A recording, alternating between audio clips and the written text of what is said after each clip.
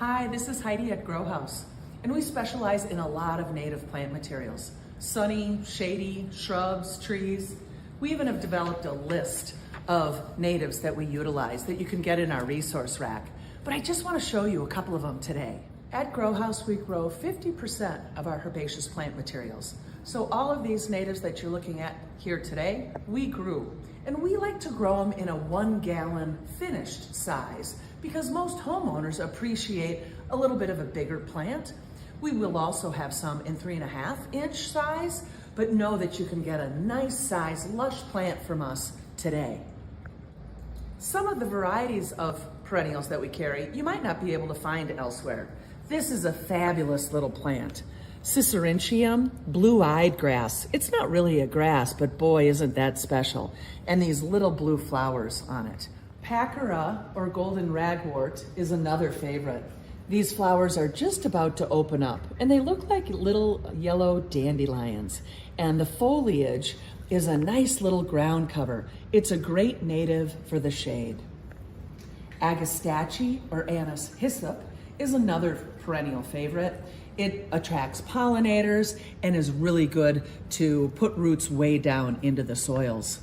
No matter how you organize your natives, I think it's important that you stage them next to each other in an attractive pattern, whether they're in bloom or not, because potentially then the grassy foliage of this Pennsylvania sedge looks marvelous right in front of this butterfly weed. Asclepias tuberosa is the butterfly weed. Asclepias, this is the world milkweed, another type of Asclepias.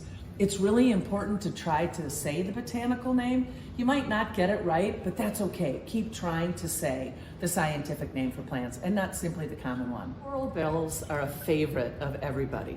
Heuchera or Heuchera is the botanical name. This happens to be the native one called alum root. Underutilized, doesn't have all of the colorful foliage of the coral bells that you may be used to, but is a native and has an amazing flower. Alimus canadensis, commonly known as Canadian wild rye, is most abundant in central plains. It grows in a number of ecosystems, including woodlands, savannas, dunes, and prairies. We love woodland plants at GrowHaus. And this fern, this lady fern, look at that fantastic foliage. And then this Christmas fern is a little bit different. So maybe there's a collection of ferns you want in your woodland garden. What's not to love about this little viola? It really is a fantastic, charming little woodland plant. First thing in the spring. Eupatorium perfoliatum, or boncet, is a great plant for a wet area. Eupatorium is also known as Joe Pye weed. Now that's a little bit different plant, and there's not a native one of Joe Pye weed. That's the common name.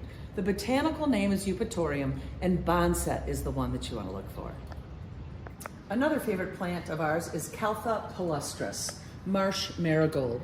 Now this one really loves the wet environment. And the way we stage our perennials at GrowHaus is not only in shady or sunny natives, but also likes wet soils or wet areas or tolerates drought. So come on out to GrowHaus in Corcoran and we'll help you buy the native plants that work best for your microclimate.